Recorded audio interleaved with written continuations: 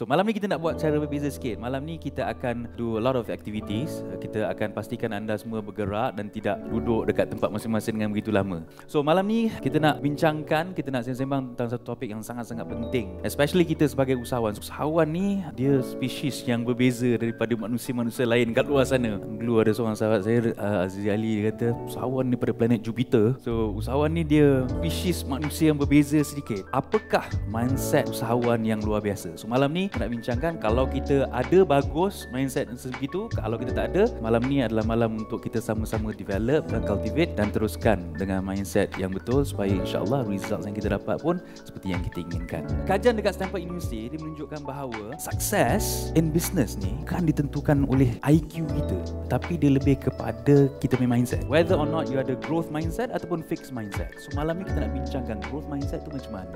Ada satu hadis Nabi SAW sebut, Allah tidak memandang kepada rupa kita, Allah tak pandang kepada harta kita. Allah pandang apa? Hati. Allah pandang amal. Rupa adalah results yang Allah bagi. Dia tak pandang.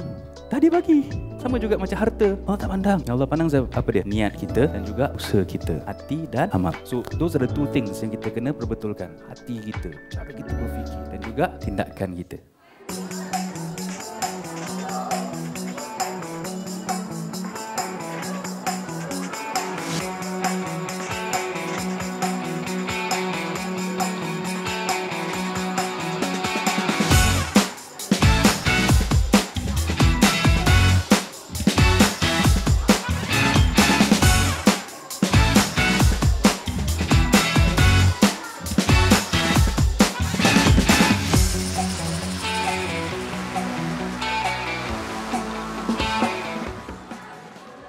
Soalan saya kepada anda, kenapalah rendah sangat? Tak ada komunikasi, lagi. Nah, benda yang kita sebut ni, nama dia apa? Alasan. Mana orang sebelah cakap dia alasannya tu. Saya panggil benda tu bangau. Tahu bangau? Kenapa bangau? Pernah dengar lagu Bangau Oh Bangau? Bila kita tanya bangau dalam lagu Bangau Oh Bangau tu, tanya bangau oh bangau, kenapa engkau kurus? Bangau cakap apa? Dia salahkan ikan. Dia kata ikan lah tak timbul. Dia tanya ikan lah, ikan kenapa kau tak timbul? Oh, rumput panjang sangat lah. Kan? Salahkan rumput. Dia tanya rumput kenapa panjang sangat? Oh, kebau lah tak makan, lembu lah tak makan. Dia tanya lembu pula. Cerita tu panjangan sebab setiap makhluk dalam cerita tu menyalahkan makhluk yang lain. So, perkara utama yang kita kena buat sebagai usahawan, kalau kita nak ada mindset usahawan yang luar biasa ni, yang kita kena stop lakukan adalah kita kena berhenti berhenti membangau. Bagus. Otak kita ni suka jalan mudah. Itu otak orang biasa. Otak orang luar biasa, dia buat jalan yang payah. Kita ni usahawan ke ataupun alasanwan?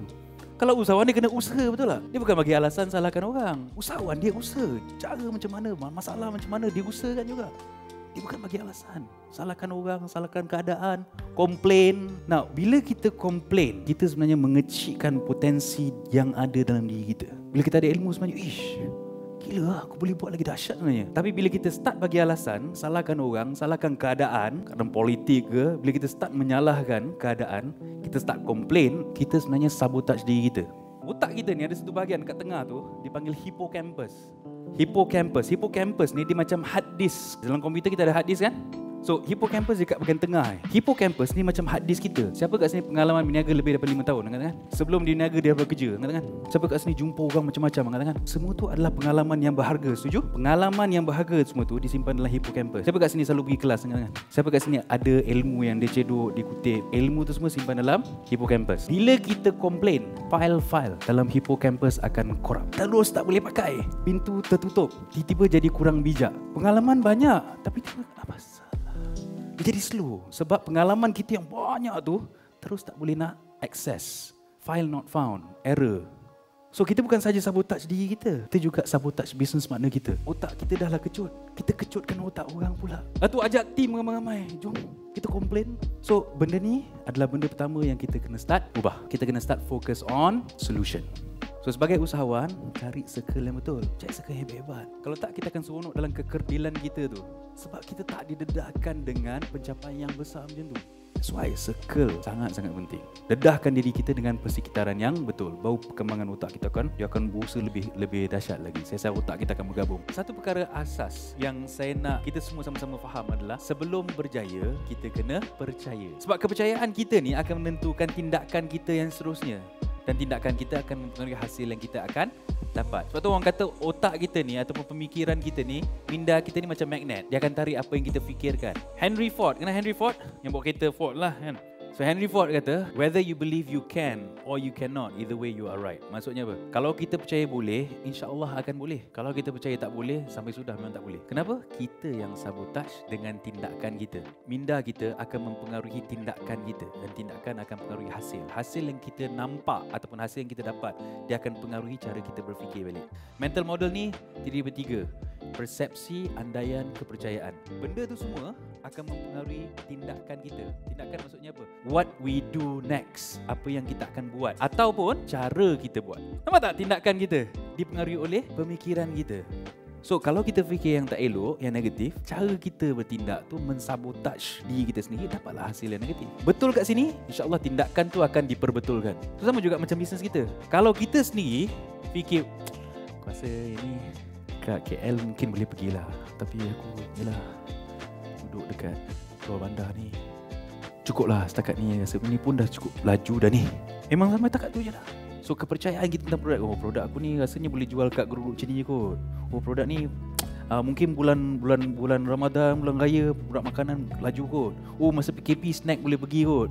Sekarang ni tak PKP, orang semua dah keluar, orang tak makan dah kot. So bila kita fikir macam tu, sangkaan kita begitu, tindakan kita agak-agak macam mana? Kita akan slow, kita akan tarik handbrake. Kita tak perasan, tapi oleh kerana kita bersangka macam tu, kita tak perasan kita sedang tarik handbrake. Nabi kata, la haula wala quwata illa billah menjadi penyembuh kepada 99 jenis penyakit.